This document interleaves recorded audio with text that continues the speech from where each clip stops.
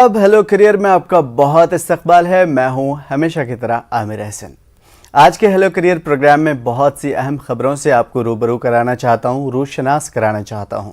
सबसे पहले यह कि नेशनल एजुकेशन पॉलिसी के तहत आने वाले दिनों में तालीम में इस्लाहात की मुहिम तेज़ हो सकती है। बहुत से ज़ेर इल्तवा मामलात में भी, ज़ेर इल्तवा मतलब पेंडिंग मामले जो हैं, उसमें पेशरफ्त देखने को मिलेगी, जैसे higher education commission of India और नेशनल रिसर्च फाउंडेशन की तश्कील वगैरह वगैरह।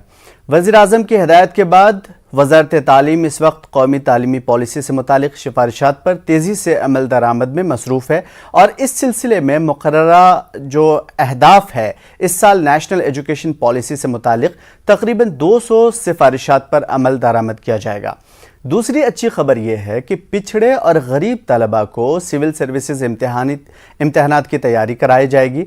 सेंट्रल यूनिवर्सिटियाँ इस ज़िम्न में ऐसे तलबा के लिए शुरू किए जाने वाले कोचिंग सेंटर की जो कारकर्दगी होगी वो भी चेक किया जाएगा और हर साल सेंटर में पढ़ने वाले कम से कम 10% तलबा को इम्तिहान में पास होना लाजमी होता है। फिलहाल इस साल ही मुल्क के तकरीबन 30 मरकज़ी यूनिवर्सिटियों में, सेंट्रल यूनिवर्सिटियों में इन कोचिंग सेंटर्स की शुरू करने की तैयारियां की जा रही हैं। इंतज़ामी खदमात ऐसी तलबा को मुनासिब नुमाइंदगी दिलाने के लिए समाजी बाख्तियार बनाने और बहबूद की मरकज़ी वजारत ने यह पहल की है। इस पूरी स्कीम का ब्लूप्रिंट तैयार कर लिया गया है। पहले मरहले में यह कोचिंग सेंटर तमाम रियासतों और मरकज़ के ज़ेर इंतज़ाम इलाके जो यूनियन टेरेटरीज़ हैं, उनमें कम से कम एक मरकज़ी यूनिवर्सिटी खोले जाने की बात कही जा रही है। तीसरी अहम खबर यह है कि स्कूली तालीम में तब्दीली हर सतह पर आजमाई जाएगी, यानी कि स्कूल की तालीम में तब्दीलियों का जायज़ा लेने के लिए 3 साल बाद दोबारा नेशनल अचीवमेंट सर्वे होगा, जो 2021 के लिए तयशुदा मेयारात पर मबनी होगा। वैसे ये 2024 में होगा, इस वजह से अभी डोंट वरी, लेकिन जो भी होगा अच्छा होगा, क्योंकि स्कूल की अगर बुनियाद मजबूत होती है तो आगे की तालीमी सिलसिले में और भी ज़्यादा मजबूती आती है। चौथी खबर है हमारे लिए बहुत अहम। यूपीएससी नताइज के बाद हर तरफ कामयाब उम्मीदवार हुए हैं, उनसे मुंसलिक हजरात, उनमें खुशी का माहौल है। जिस इलाके के बच्चे ने यूपीएससी क्रैक किया है, क्वालिफाई किया है, उस पूरे इलाके के लोगों को फ़ख्र है और होनी भी चाहिए। लेकिन इसमें एक अहम बात जो हमने और हमारे माशरे ने मिस किया, वो ये कि एक बेटी ने टॉप किया। वही बेटी जिसके पैदा होने के बाद हमारा मुंह बन जाता है। नर्सें भी सहमी सहमी आकर धीरे से कान में आके बताती हैं, साहब अदरक प्याज लहसुन हुआ है। ऐसा होता है आमतौर पे, शायद आपने भी देखा होगा और ज़रूर देखा होगा। मुझे लगता है, ऐसा लगता है कि गोया बेटियों को शायद सब्जी मंडी से उठा लाए हों। वैसे मुझे ये समझ में नहीं आता कि बेटी की पैदाइश पर माँ को कसूरवार क्यों समझा जाता है, हालांकि कसूर तो बाप का होता है। वैसे बेटियाँ कसूर कैसे हो सकती हैं, ये भी एक डिबेट का मुद्दा है। लेकिन आज चूंकि ये तमाम चीज़ें हमारे बहस का मुद्दा नहीं है, बातें इन सब चीज़ों पर नहीं करेंगे। थोड़ी सी आंखें खोलिए, नज़रें उठाइए और देखिए इस दुनिया को, अपनी ज़िंदगी को। अगर उम्र के आखिरी पड़ाव में बेटे आपको नज़रअंदाज कर भी दें, तब भी ये बेटियां कभी आपको नज़रअंदाज नहीं कर सकती। मेरा मतलब ये है कि ये बेटियां फ़ख्र का बास होती हैं, चाहे आप माँ बाप हों या कोई भी, तजुर्बा सबको होगा। खैर छोड़िए, टॉपिक यह है कि यूपीएससी के नताइज के बाद बहुत से लोगों में यूपीएससी के तई नया जज्बा पैदा हुआ है और ये खुशी की बात है, होनी भी चाहिए। अगर ये जज्बा हकीकी है तो बहुत अच्छी बात है, सच्ची नहीं भी है तो भी ये प्रोग्राम आपको बहुत कुछ सिखा देगा। आज के हमारे मेहमान career expert professor Rehan Khan Suri साहब हैं, जो कि Delhi skill and entrepreneurship university के वाइस चांसलर हैं। प्रोफेसर साहब, बहुत बहुत शुक्रिया न्यूज़ 18 के इस प्रोग्राम में। शुक्रिया। बहुत कीमती वक्त दिया सर आपने।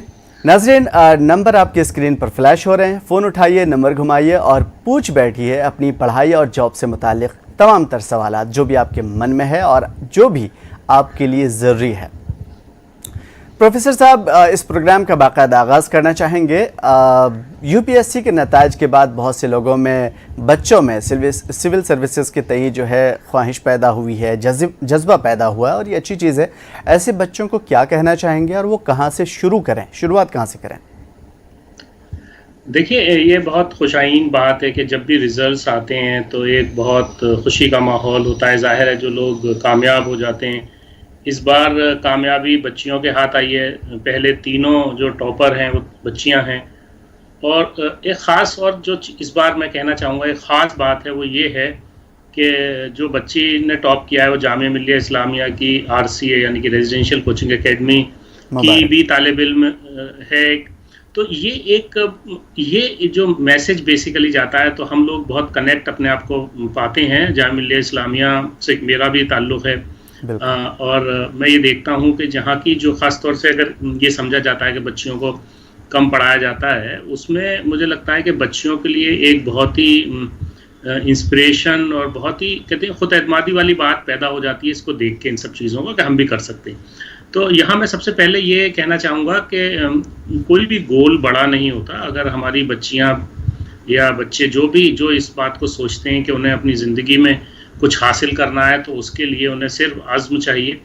और जहाँ आपने बात कही कि कब ये शुरू करना चाहिए, कैसे शुरू करना चाहिए, जिस वक्त भी आपको ये लगता है, जो बच्चे 9वीं में हैं या 11वीं में हैं, या जिन्होंने कॉलेज में भी एडमिशन ले लिया है, कहीं किसी भी स्टेज पे अगर आपको ऐसा लगता है कि आपको शुरुआत करनी है, तो आप उसी वक्त शुरू कर सकते हैं। क्योंकि इसकी जो तैयारी है वो कोई बहुत स्पेसिफिक कोई तैयारी नहीं होती कि आपके पास कोई एक ऐसा सिलेबस तो ज़रूर होता है, लेकिन सिलेबस इतना वास्ट है वो अपने आप में कि उसमें तकरीबन हर चीज़ कवर होती है। तो जो लोग इसकी तैयारी करना चाहते हैं, तो उनको एक अर्ली स्टार्ट जब मिल सकता है, जब वो अगर स्कूल के वक्त में ख़ास तौर से 9वीं या 11वीं में भी सोच लें, अगर जो बच्चा ये सोचे कि मुझे इस तरह के करियर में जाना है, तो वो जब से शुरुआत कर सकते हैं। तो उसमें एक कम से कम आप अपनी तैयारी जो ख़ास तौर से जनरल स्टडीज़ के ताल्लुक़ से आपको करनी होती है, जिसमें आपको ज़ाहिर है करंट अफेयर्स के बारे में, थोड़ा इकोनॉमी के बारे में, थोड़ा सोसाइटी के बारे में, इसको आपको जब समझना होता है तो वो बहुत अच्छा वक्त होता है। और ख़ास तौर से अगर आप देखेंगे तो जो हमारे सिविल सर्विसेज में लोग जाते हैं, जो लोग कॉलेज में भी होते हैं, तो वो भी NCERT की किताबों से तैयारी करते हैं, जो स्कूल की किताबें होती हैं। तो वो बहुत अच्छा वक्त होता है। अगर उस वक्त हमारा ये फ़ैसला अगर बच्चा कर ले स्कूल के वक्त के मुझे इस तरफ जाना है, इस तैयारी में जाना है, तो उसके लिए बहुत मैं ये कहूँगा कि वो थोड़ा उसको एक एज देगा तैयारी में। क्योंकि देखिए कंपटीशन बहुत ही एक टफ कंपटीशन होता है इसमें, और जो बच्चे ख़ास तौर से थोड़ा स्टूडियस होते हैं, जिनको पढ़ने का शौक़ ज़्यादा होता है, जिनका दिल बैठ के पढ़ाई में लगता है खूब, उनके लिए एक बहुत अच्छा कह सकते हैं कि एक अच्छा करियर सामने रहता है। ख़ास तौर से सिविल सर्विसेज क्वालिफाई करने के लिए चांसेस उनके ज़्यादा होते हैं, लेकिन एक बहुत प्रॉपर गाइडेंस की भी ज़रूरत होती है। अगर अर्ली आप शुरू करते हैं तो आपको ज़्यादा आपको चांस मिलता है, क्योंकि इसमें जैसे मैंने कहा कि आपको बहुत ज़्यादा वर्टिकल इन डेप्थ तैयारी नहीं करनी होती, आपको थोड़ा हॉरिजेंटल पढ़ाई पढ़नी होती है, ख़ास तौर से प्रीलिम्स के एतबार से। बिल्कुल सर, प्रीलिम्स, मेंस और वाइवा, इन तमाम जहत से गुजर कर एक शख्स को जो है UPSC क्रैक करना होता है। हम सब पे बारी बारी बात करेंगे, डिस्कस करेंगे। सबसे पहले मैं प्रीलिम्स और उसकी तैयारियों के बारे में जानना चाहता हूँ।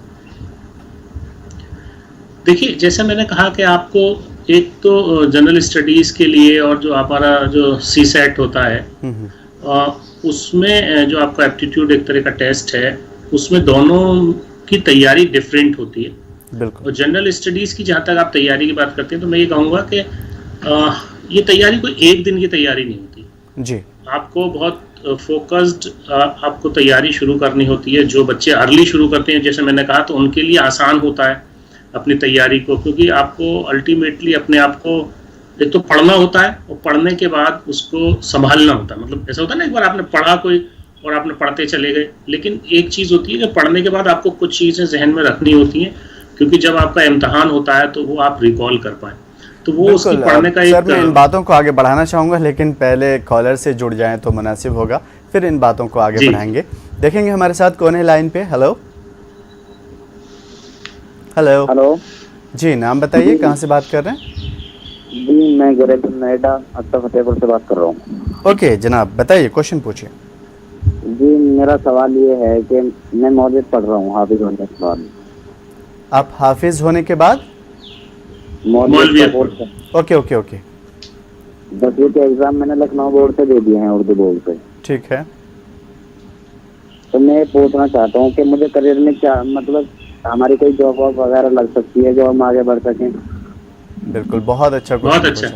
बिल्कुल प्रोफेसर साहब, मैं चाहता हूँ कि आप पहले जवाब दे दें। जी मैं मुबारकबाद देना चाहूँगा कि आपको फ़िक्र है अपने करियर की, और आप इस तरह से सोच रहे हैं। देखिए, 2-3 चीज़ें मैं यहाँ कहूँगा कि बहुत बार हमारे जो बच्चे हाफ़िज़ा कर रहे होते हैं या मौलवियत पढ़ रहे होते हैं या आलमियत या फजीलत पढ़ रहे हैं, उनके लिए जनरली वो ये सोचते हैं कि हमारे लिए कोई बहुत प्रोफेशनल जॉब्स नहीं है। उनको सिर्फ ये लगता है कि हम एक तरह की कोई इस तरह की नौकरी कर सकते हैं, जैसे मदरसे में पढ़ा सकते हैं या इमामत कर सकते हैं। ऐसा है, बहुत अच्छी बात है। अगर आप वो करना चाहते हैं तो करना चाहिए, बिल्कुल। लेकिन उसके साथ भी अगर आप अपनी थोड़ी सी तैयारी, थोड़ी पढ़ाई दूसरे तरह की भी कर लेंगे, असरी जिसे तालीम कहते हैं, तो आपके लिए बहुत फ़ायदेमंद हो सकती है। तो आप दोनों चीज़ें कर सकते हैं। वो तो आप कर ही सकते हैं क्योंकि उसकी आपने पढ़ाई की है। इसमें मैं आपको ये बताना चाहूँगा कि आपके पास अगर सारे मौके मौजूद हैं, इसमें आपको बिल्कुल ये नहीं सोचना है कि आप सिर्फ एक पर्टिकुलर छोटा कोई कोर्स करने के बाद आपको कोई एक नौकरी के लिए जाना है, लेकिन आप कहीं भी जा सकते हैं। सारे रास्ते खुले हुए हमारे पास। आप 12वीं करने के लिए आपके पास इक्विवेलेंट, अगर आपका जिस मदरसे से आप पढ़ाई कर रहे हैं और आपने आलमियत या फाजिलत की है, तो आपको अपॉर्चुनिटी मिल सकती है कि आप ग्रेजुएशन में एडमिशन ले लें, नंबर 1। नंबर 2, कुछ ऑर्गेनाइजेशंस ऐसी हैं जो हाफिजों के लिए एक्सक्लूसिव प्रोग्राम चलाती हैं। बिल्कुल। तो आप अपने उस प्रोग्राम को ज्वाइन कर सकते हैं और वहाँ पर उनकी अपॉर्चुनिटी, वो आपको नीट या जेईई की तैयारी भी कराती हैं। तो उसमें आप नीट यानी कि MBBS, BDS या कोई भी मेडिकल लाइन में जा सकते हैं, वहाँ उसमें एडमिशन मिल सकता है। इंजीनियरिंग में जा सकते हैं, उसका एडमिशन मिल सकता है। इसके अलावा अगर आप अपना ग्रेजुएशन करने के बाद, जैसे हमारी सिविल सर्विसेज की बात हो रही है, और ऐसी बहुत सारी मिसालें पहले भी मौजूद हैं जिन्होंने सिविल सर्विसेज को क्वालिफाई किया है एग्ज़ाम को, और अपने आप को उन सर्विसेज में ये मिसालें हैं जिन्होंने, जो हाफिज और आलिम या फाजिलत करने के बाद उन्होंने सिविल सर्विसेज को क्वालिफाई किया। तो असल ये है कि आप क्या करना चाहते हैं। आपके पास सारे तकरीबन मौके हैं, आपको सिर्फ ये आइडेंटिफाई करना होगा कि आप किस इलाके में रहते हैं।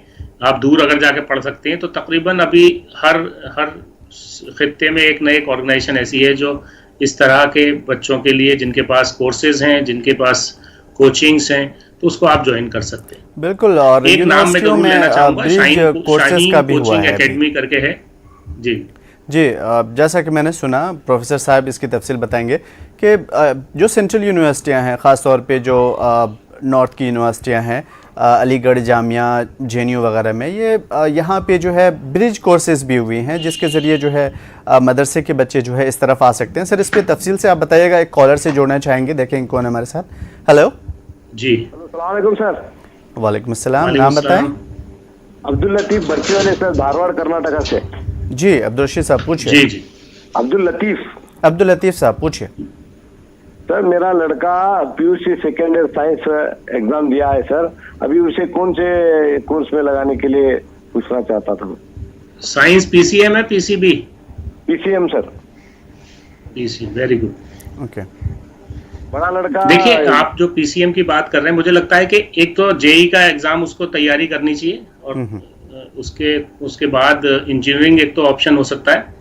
दूसरा मैं कहूँगा कि बहुत सारे ऐसे प्रोग्राम्स हैं जो बैचलर्स कोर्सेज हैं और लेटेस्ट टेक्नोलॉजी में हो रहे हैं। मिसाल के तौर पे जैसे आप डेटा एनालिटिक्स का कोर्स कर सकते हैं, जैसे BSc इन डेटा एनालिटिक्स है।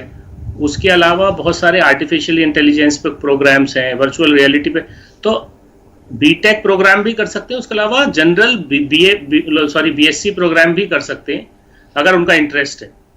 वरना साइंस के लिए तो बहुत सारे ऑप्शंस हो सकते हैं, लेकिन मैं यही कहना चाहूँगा कि जो आने वाले वक्त की जो टेक्नोलॉजी है, जो फ्यूचर टेक्नोलॉजीज़ हैं, उनमें से किसी टेक्नोलॉजी पे कोर्स करना चाहिए, वो इंशाल्लाह कामयाबी देगा।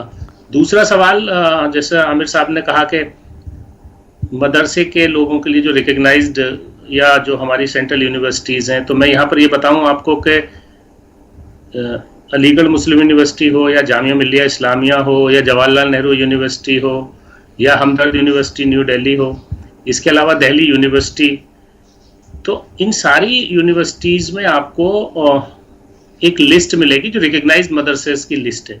अगर आपने वहाँ से अपना कोई भी कोर्स वहाँ से जो उनके रिकग्नाइज्ड लिस्ट में है, उसको आपको उनका देखना होगा कि उस लिस्ट में होना चाहिए, तो आप एलिजिबल होते हैं, आप अप्लाई कर सकते हैं ग्रेजुएशन के लिए।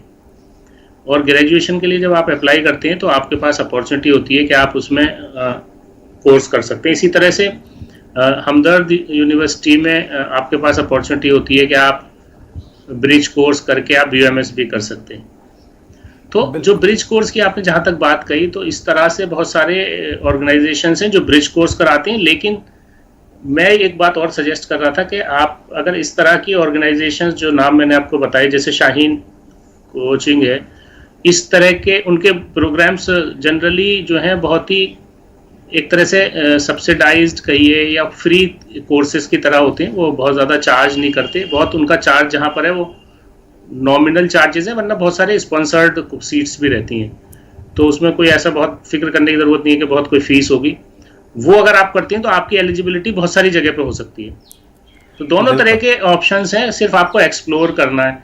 और आप, मैं सिर्फ ये बताना चाहूँगा कि हमारे जो बच्चे भी इस तरह के कोर्स में जाना चाहते हैं, उनको इन यूनिवर्सिटीज़ की वेबसाइट्स पे जाके रिकॉग्नाइज्ड मदरसास की लिस्ट देखनी चाहिए।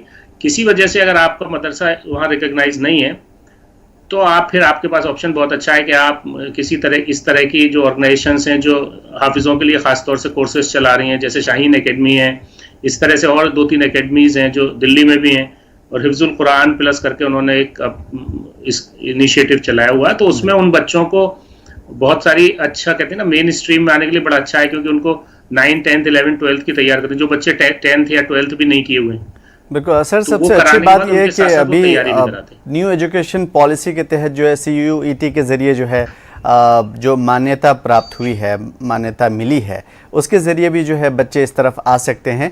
बहुत सारी बातें हैं जो प्रोफेसर साहब आपको बताएंगे, लेकिन उससे पहले कॉलर से जुड़ेंगे, देखेंगे हमारे साथ कौन है। हेलो, कंप्यूटर का जैसे कंप्यूटर का भी तालीम सिखाना चाहिए जी। हेलो, क्या बोला आपने, नाम बताइए। शहादत खान, नांदेड़ से। जी बताइए। उनको बच्चों को कंप्यूटर वो भी सिखाना चाहिए। ओके, ये जानना चाह रहे हैं कि कंप्यूटर के कोर्सेज जो है वो अभी कौन कौन से सूदमंद है, फायदेमंद है। एक और कॉलर से बात करेंगे, उसके बाद प्रोफेसर साहब आपकी तरफ आएंगे, देखेंगे हमारे साथ कौन है। हेलो हेलो, मेरी आवाज़ आ रही है आप तक? शायद राब्ता मुनक़ता हो गया है, इस वजह से प्रोफेसर साहब आपकी तरफ रुजू करना चाहेंगे। देखिए, जो बात कंप्यूटर से ताल्लुक़ से कही, 2 तरह की लिटरेसी बहुत ज़रूरी है, एक डिजिटल लिटरेसी और एक फाइनेंशियल लिटरेसी। जो बच्चे भी अगर अपने आप को ये समझते हैं कि उनको डिजिटल लिटरेसी यानी कि कंप्यूटर से रिलेटेड कुछ जो कंप्यूटर ऑपरेशंस होते हैं या छोटे छोटे जो कुछ पैकेजेस हैं, मिसाल के तौर पे अगर वो चाहे MS जो आपका बेसिक ऑफिस हो या आपका अकाउंटेंसी के कुछ पैकेजेस हैं, आप कोई भी चीज़ करते हैं तो आप कहीं भी किसी ऑफिस में कोऑर्डिनेशन या ऑफिस के असिस्टेंट की हैसियत से काम कर सकते हैं। इसके अलावा जो फाइनेंशियल लिटरेसी का मतलब, आपको इतना फाइनेंसिस का आना चाहिए कि आप कहीं पर किसी भी ऑफिस में जाते हैं और आपके पास ये थोड़ी सी नॉलेज है, तो ये आपको हेल्प करती है नौकरी दिलाने में। बिल्कुल। देखिए, 2-3 चीज़ें बहुत इंपॉर्टेंट हैं। आप कोर्स कोई भी कर लें, लेकिन आपकी कुछ स्किल सेट होता है जो बेसिक स्किल सेट होता है, जिसमें कम्युनिकेशन है, जिसमें आपकी कंप्यूटर जो भी नॉलेज होती है कंप्यूटर के ऑपरेशंस की, जिसको डिजिटल स्किल्स के लिए आजकल कहते हैं। अगर आप कुछ छोटा मोटा कोई डिज़ाइन भी डिजिटल कर सकते हैं, आप वो सीख लेते हैं तो और अच्छा है। आपके पास अगर क्रिएटिविटी है तो एक कंप्लीट पैकेज होता है। और किसी भी ऑफिस के लिए बहुत इंपॉर्टेंट होता है कि अगर आपका कम्युनिकेशन अच्छा है तो अब उन बच्चों को अंग्रेज़ी भी थोड़ी सी अपने आप को डेवलप करना चाहिए। उसके लिए अगर ज़रूरत पड़े तो आप प्रोफेशनली कोई कोर्स करें जिसमें अंग्रेज़ी आप लिख पढ़ पाएँ या बोल पाएँ। बिल्कुल। इतना बेसिक की बात कर रहा हूँ मैं, कोई ये नहीं कह रहा कि मैं आपको कोई बहुत ही फ्लुएंसी हो आपके पास अंग्रेज़ी की, लेकिन इतना आना चाहिए कि आप कुछ लिख लें, कुछ पढ़ लें, और बोलने की ज़रूरत हो तो समझ लें और बोल भी लें। तो इसके अलावा अगर आप छोटे छोटे जो बेसिक अंडरस्टैंडिंग है फाइनेंस की, डिजिटल की, तो आप किसी भी ऑफिस में एक ऑफिस स्टाफ बनने के लायक हो जाते हैं। तो वो इस तरह की बहुत सारी वैकेंसीज होती हैं। आप घर से, अच्छा, फिर आप जो कंप्यूटर स्किल्स कर लेते हैं, बहुत सारे आप घर से बैठ के भी काम कर सकते हैं। लेकिन इसमें सिर्फ समझने की ज़रूरत है। मैं ये कहूँगा कि जो लोग किसी भी कंप्यूटर सेंटर या किसी भी, आजकल बहुत सारे, आप ये देखिए कि स्किल डेवलपमेंट के कोर्सेज हैं, आप 3-3 महीने के कंप्यूटर से रिलेटेड या 6 महीने का या साल भर का, फ्री कोर्सेज होते हैं, तकरीबन हर इलाके में 1-2 सेंटर होते हैं जहाँ पर आप कर सकते हैं। यहाँ पर बहुत बेसिक, वहाँ पे 1000-2000 रुपए की अगर फीस भी होती है तो उसको देकर भी करना चाहिए। इस पे फोकस करें जो लोग इमीडिएट नौकरी में जाना चाहते हैं और लॉन्ग टर्म कोई कोर्स नहीं करना चाहते। तो इसी तरह से बहुत सारे आपके स्किल्ड प्रोग्राम्स भी आते हैं, जैसे आपको कोई ऐसा, आजकल बहुत ज़्यादा इंटरनेट ऑफ थिंग्स का एक प्रोग्राम है जिसमें आप छोटे छोटे इलेक्ट्रॉनिक आइटम्स के साथ कुछ अपनी ट्रेनिंग कर सकते हैं। किसी भी तरह का जहाँ पर आपको लगता है कि ये आपका इंटरेस्ट है, आपको लगता है कि आपको करना चाहिए, आप वो कोर्स करें। और अगर रास्ते बहुत हैं, जहद बहुत ज़्यादा है, बस उम्मीद करता हूँ कि उड़ान भरिए। और ये बहुत खूबसूरत रास्ता बताया आपने कि जो छोटे छोटे कंप्यूटर के जो कोर्सेज़ हैं वो करिए, कम्युनिकेशन भी दुरुस्त करिए, यकीनन जो है बहुत आसानी से जॉब में जो है आप पहुँच जाएंगे। एक कॉलर हैं जिनसे बात करना चाहेंगे। हेलो हेलो हेलो, अस्सलाम वालेकुम। जी वालेकुम सलाम, नाम बताइए। वालेकुम सलाम। मैं अली मोहम्मद बट श्रीनगर से बोल रहा हूँ। जी अली साहब पूछिए। जी हाँ, मेरी बेटी एमसीए फ्रॉम जी। Kashmir university with 67% marks. तो आप और क्या कर सकती है वो? देखिए, सबसे पहले तो मुबारकबाद आपको कि आपकी बच्ची ने मास्टर्स किया है कंप्यूटर एप्लीकेशन में, एमसीए किया है। देखिए, एमसीए के फौरन बाद किसी भी तरह की जॉब में जा सकते हैं, और मैं तो कहूँगा कि टीचिंग बहुत अच्छा एक प्रोफेशन हो सकता है, क्योंकि आजकल टीचर्स की बहुत रिक्वायरमेंट है और गवर्नमेंट में भी काफ़ी टीचर्स चाहिए होते हैं। तो अगर उनका इंटरेस्ट है तो सबसे पहले तो ये भी कर सकते हैं कि वो अपने आप को पीएचडी में रजिस्टर करें और साथ में टीचिंग कंटिन्यू करें, एक ये काम कर सकते हैं। वरना बहुत सारे आजकल ऑनलाइन भी अभी आपकी एक तरह से जॉब्स होती हैं जिसमें वो वहाँ से टीचिंग कर सकते हैं, क्योंकि कोडिंग और बहुत सारे इस तरह के प्रोग्राम्स होते हैं जिनकी ज़रूरत होती है कि ऑनलाइन टीचर्स के होते हैं, आप घर बैठ के पढ़ा सकते हैं। तो उनको कहिए कि एक किसी भी पर्टिकुलर लैंग्वेज में या किसी एक टेक्नोलॉजी में अपने आप को थोड़ा डेवलप कर लें, थोड़ा उसको कहते हैं ना, थोड़ी आपको और अपने मशक करनी होगी। उसके बाद किसी भी इस तरह की ऑर्गेनाइजेशन से जुड़ जाएं जो ट्रेनिंग या कोचिंग्स या टीचिंग में ज़रूरत जिनको होती है, या किसी कॉलेज के साथ अपनी टीचिंग कंप्यूटर एप्लीकेशंस की, कंप्यूटर्स में, क्योंकि बहुत टीचर्स चाहिए होते हैं और आज की तारीख में सबसे ज़्यादा टीचर्स की डिमांड है। और कंप्यूटर या आईटी में एक इंडस्ट्री में भी बहुत डिमांड है। अगर इंडस्ट्री में जाना चाहती हैं, उनका शौक़ है, तो आप इंडस्ट्री में भी भेज सकते हैं उनको।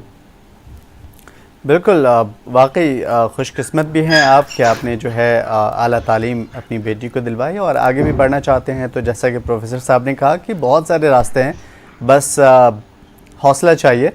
प्रोफेसर साहब, मैं चाहता हूं कि मेंस के बारे में भी आप कुछ हमें बताएं। मेंस का बहुत बड़ा मसला है और उसमें बहुत सारे लोग कंफ्यूज हो जाते हैं। देखिए, एक तो मैं बताऊं आपको, जो बच्चे ख़ास तौर से जब अपने प्रीलिम्स क्वालिफाई कर लेते हैं तो उनके पास वक्त बहुत कम होता है मेंस की तैयारी। मैं बस सिर्फ एक ही बात कहना चाहूँगा, क्योंकि देखिए, जो लोग एक बार प्रीलिम्स क्वालिफाई कर लेते हैं तो उनके लिए मेंस का बहुत बड़ा कोई इशू नहीं होता, समझना कि हमें क्या ऑप्ट करना है, किस किस सब्जेक्ट से करना है, वो सब तैयारी पहले की होती है। तो आपको पहले दिन से तैयारी करनी होती है एक तरह से, कि आप मेंस को भी जहन में रख के चलते हैं और तैयारी करते रहे। उसके पहले तैयारी की ज़रूरत होती है, क्योंकि जब आपका मेन प्रीलिम्स का रिजल्ट आता है और उसके बाद मेंस आपको तैयार करना होता है तो आपके पास बहुत कम वक्त होता है। तो यहाँ मैं एक बात ज़रूर कहना चाहूँगा कि जो लोग भी हमारे सिविल सर्विसेज में जाना चाहते हैं, उनको एक चीज़ ज़रूर सीखनी चाहिए, वो है सब्र। जी। आपको ये बिल्कुल अपना जहन क्लियर रखना चाहिए कि आपको एक हो सकता है कि 2 साल लगें, 3 साल लगें, आपका जहनी तौर से तैयार होना चाहिए। बहुत अच्छी बात है आप पहले साल में क्वालिफाई कर लें, मतलब क्योंकि आपका हर स्टेप जो है एक तरह से एलिमिनेशन स्टेप होता है। प्रीलिम है, उसके बाद मेंस है, उसके बाद आपका इंटरव्यू होता है। किसी भी स्टेप पे खुदा न खास्ते किसी वजह से आप रह जाते हैं तो आपको फिर से शुरू करना पड़ता है।